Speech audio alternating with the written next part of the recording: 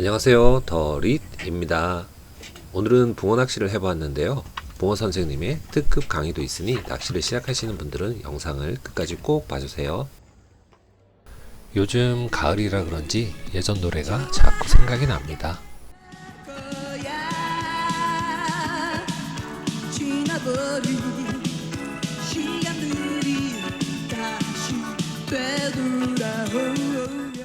오늘도 서울 근교에 낚시도 하면서 잠시 쉴 수 있는 멋진 공간을 찾아보았습니다. 산속 초입에 위치한 연못인데요. 살짝 음산했지만 안쪽으로 정말 아늑한 풍경이 펼쳐져 있었습니다. 아쉽게도 개인 사유지라고 하셔서 허락을 받고 이렇게 산책만 해보았는데요. 너무 멋진 곳이라 저도 이런 연못이 있었으면 좋겠다는 생각을 해보았습니다. 개인 사유지다 보니 사람의 발길이 닿지 않았는데요. 이렇게 잠자리도 있고 실제로 제가 갔을 때 뱀도 볼 수 있었습니다.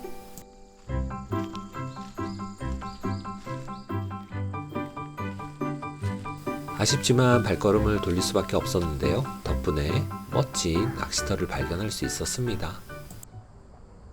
이곳은 화도에 위치한 낚시공원인데요. 잡은 붕어를 놓아줘야 하는 손마터입니다. 유료 낚시터여서 비용은 조금 발생하는데요. 풍경이 정말 예쁩니다.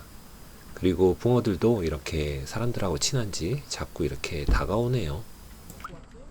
낚시를 시작하기도 전에 풍경이 너무 마음에 들어 잘 왔다는 생각이 듭니다. 오늘도 낮 동안 잠깐 시간이 돼서 들른 것이라 빠르게 낚시할 준비를 해봅니다. 참고로 제가 낚시를 좋아하긴 하는데요. 어디서 전문적으로 낚시를 배워보거나 그런 경험은 없습니다. 그냥 어릴 때 바닷가에서 잠깐 하던 낚시가 생각이 나서 낚시를 하는 수준이다 라고 생각을 해주시면 되겠습니다. 잠시 뒤에 붕어 선생님께 특급 강의를 받게 되는데요. 그 전에 미리 밑밥을 투척해 봅니다. 어떻게 배우지 않은 티가 좀 나나요? 낚시터라 그런지 저도 붕어를 잡을 수 있었습니다. 와, 처음으로 붕어를 제대로 잡게 된 순간입니다. 이번에는 뜰채도 가져왔는데요. 과연 붕어를 들어 올릴 수 있을지 잠시 지켜봐 주세요.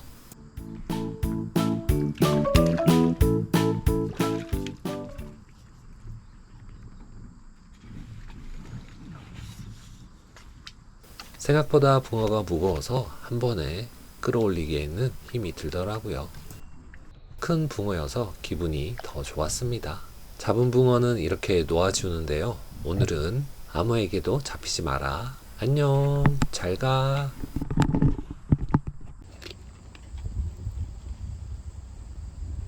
한 마리 잡았으니 먹어도 되겠죠? 붕어를 여러 마리 잡아야 기분이 좋아지고 그런 건 아니어서 한 마리만 잡아도 기분이 좋습니다. 중간중간 바람도 불어주는데요. 찌의 움직임이 단순하지만 정말 재미있습니다. 계속해서 몰입하게 되더라고요. 드디어 또 한 마리 잡았습니다. 이번에는 찌가 떠오르는 게 아니라 완전히 가라앉아 버리더라고요.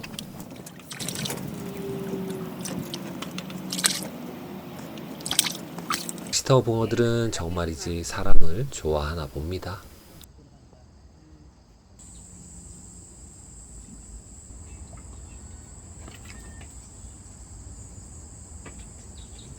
또 입질이 오는데요. 사람들이 왜 낚시터를 찾는지 이제 알겠습니다.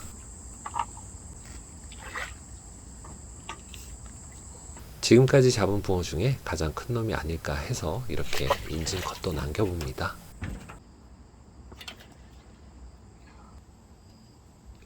낚시를 하는 중간중간 이렇게 학도 날아다니는데요. 정말 보기 좋았습니다.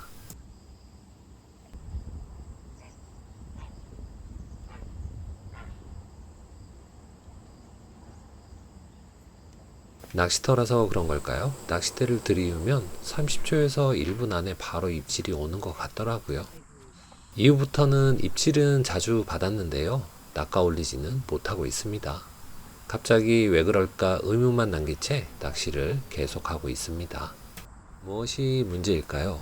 혹시 눈치채신 분 계실까요? 사실은 모든 게 다 문제였습니다. 순찰하시던 낚시 선생님이 제 모습이 안타까웠는지 강의를 해주셨는데요. 지금 시작합니다. 딱 해버리면은 아무리 흡입을 해도 네. 바늘이 입 안으로 안 들어가잖아요. 아. 그래서 결국은 고기는 못 잡고 밥만 준다는 거죠. 일단은 떡밥을 뭉쳐놓은 게 잘못됐다고 하셨고요. 시간이 지나면 딱딱해서 사용할 수 없다고 합니다. 찌랑 바늘이랑 떡밥은 침력, 네. 가라는 힘, 찌는 부력, 네. 뜨는 힘. 낚시를 하기 전에 바늘을 제외한 무게가 제로가 돼야 돼요. 힘의 균형이. 그러니까 뜨는 힘하고 네네. 가라앉는 힘을 제로로 만들어줘야 돼요. 근데 제로도 이제 단순히 제로가 아니라 네.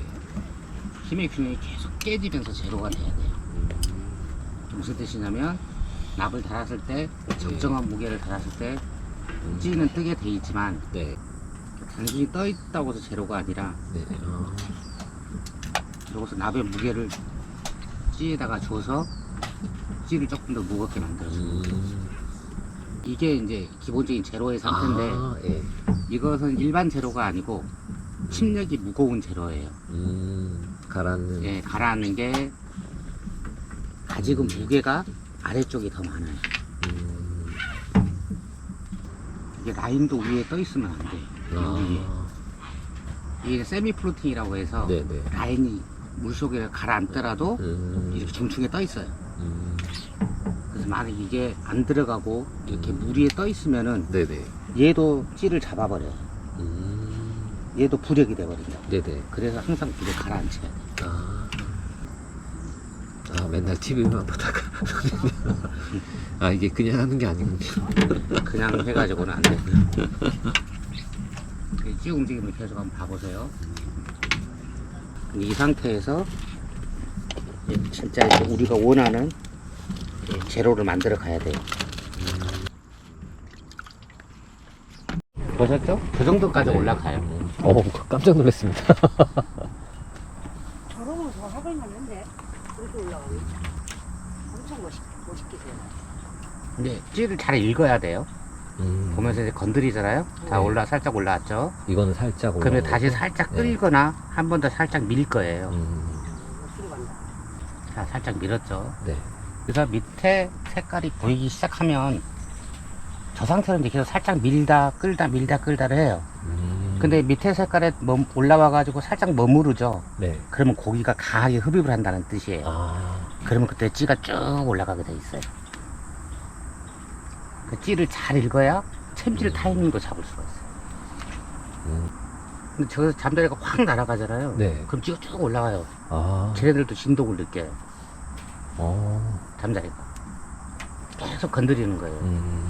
근데 이제 이따가 낚시 혼자 해보면 알겠지만, 자, 밥을 강하게 누르게 돼 있어요. 네. 자꾸 밥이 떨어지는 것 같고 고기들이 받아먹는 것 같으니까 밥을 막 점도를 높여갖고 강하게 눌러요. 네. 그럼 어떤 현상이 생기냐면 찌가 통통 튀는 현상이 생겨요. 아. 그게 무슨 뜻이냐면 네. 고기가 흡입을 했는데 자기가 원하는 만큼 안 들어가는 거예요.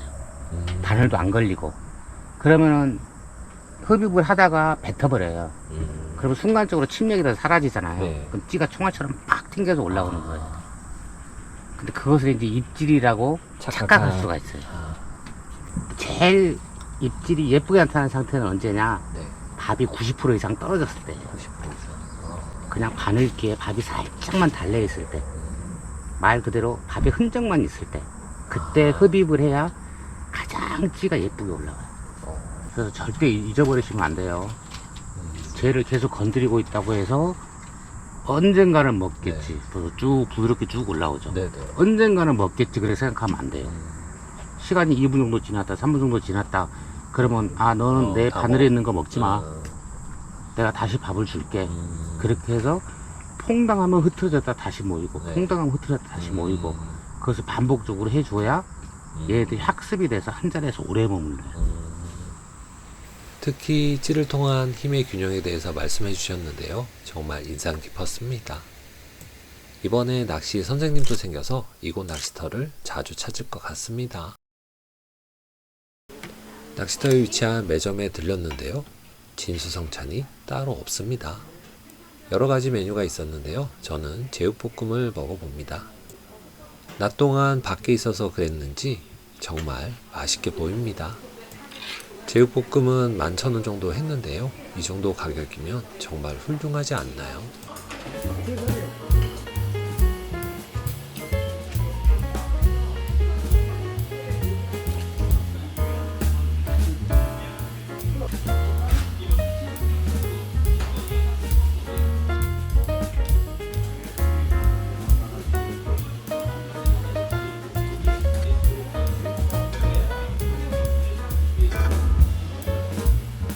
그럼 이제 본격적으로 먹어보도록 하겠습니다.